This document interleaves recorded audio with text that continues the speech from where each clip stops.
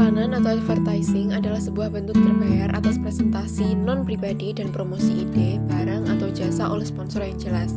Iklan bisa menjadi cara yang efektif dari segi biaya atau untuk mendistribusikan pesan, baik dengan tujuan membangun referensi merek atau mendidik orang. Lalu tujuan, macam-macam, dan faktor.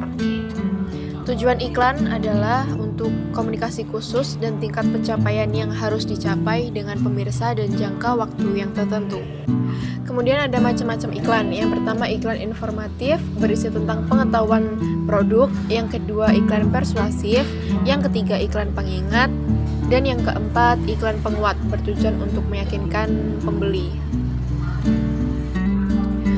Untuk faktor-faktornya, yang pertama tahap dalam siklus hidup produk, yang kedua pangsa pasar dan basis konsumen, yang ketiga persaingan dan kerumunan, keempat frekuensi iklan, kelima kemampuan penggantian substitusi untuk produk. Memutuskan penentuan waktu dan alokasi media. Continuity, paparan yang muncul sepanjang periode. Yang kedua yaitu konsentrasian atau pembelanjaan untuk iklan dalam satu periode. Tiga bersela, yaitu memerlukan iklan untuk satu periode, diikuti oleh periode tanpa iklan, dan diikuti juga oleh periode kegiatan iklan kedua. Yang terakhir yaitu berdenyut, yaitu iklan berkelanjutan dengan tingkat bobot yang rendah. Tujuan acara yang pertama yaitu mengidentifikasi pasar sasaran atau gaya hidup, yang kedua meningkatkan kesadaran perusahaan atau nama produk, yang ketiga menciptakan atau memperkuat persepsi tentang asosiasi citra, yang keempat memperkuat citra korporat, yang lima menciptakan pelanggan dan membangkitkan perasaan, enam mengekspresikan komitmen terhadap komunitas atau masalah sosial, yang ketujuh yaitu menghibur klien kunci atau memberi penghargaan pada karyawan kunci. Yang terakhir yaitu kedelapan menciptakan penjualan barang dagangan atau peluang promosi. Mengukur kegiatan pemberian sponsor. Penelusuran langsung promosi yang berhubungan dengan pemberian sponsor. Data web, data pusat panggilan, statistik acara online, keterlibatan konsumen lainnya. Kedua, riset kualitatif di lapangan atau di pasar, prapaskah, dan peserta atau bukan peserta. Yang ketiga, analisis kuantitatif, analisis untuk menghubungkan pemberian sponsor dengan kesadaran merek, penjualan, serta retensi dan mengoptimalkan taktik. Menciptakan pengalaman. 1.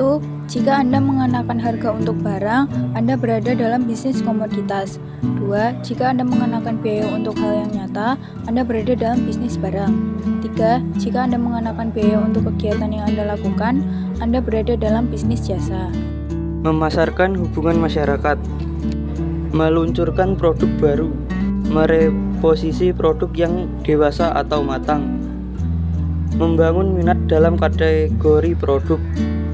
Memengaruhi kelompok sasaran tertentu, mempertahankan produk yang menghadapi masalah publik, membangun citra korporat dengan cara yang mencerminkan kesukaan dalam produknya. Keputusan utama dalam pemasaran humas. Menentukan tujuan. MPR dapat membangun kesadaran dengan menempatkan cerita di media untuk membawa perhatian kepada produk, jasa, orang, organisasi atau ide. Memilih pesan dan sarana. Misalkan sebuah perguruan tinggi yang relatif tidak terkenal menginginkan lebih banyak visibilitas. Mengimplementasikan rencana dan mengevaluasi hasil. Kontribusi MPR pada laba bersih sulit diukur karena digunakan beserta alat promosi lain.